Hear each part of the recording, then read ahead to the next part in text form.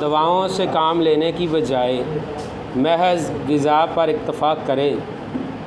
اگر طبیب دواؤں سے کام لینے کی بجائے محض غذا پر اکتفا کرے تو وہ اعلیٰ درجے کا سعید اور اعلیٰ درجے کا حاذق طبیب ہے بقول حکیم مقراط۔ دوسرا یہ محترم حکیم پروفیسر اسحاق سلطان صاحب فرما رہے تھے، جو ہمارے اساتذہ کے تجربات ہیں، مشاہدات ہیں دل کے حوالے سے، اگر تو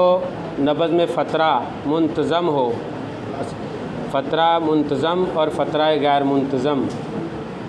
جیسے نبض منتظم، نبض غیر منتظم، اگر فترہ منتظم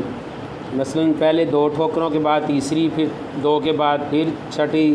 پھر 2 کے بعد 9ویں، یہ اس کو نظم کے ساتھ یا منتظم کہتے ہیں، یہ دل کے والوز کی تنگی کی علامت ہے،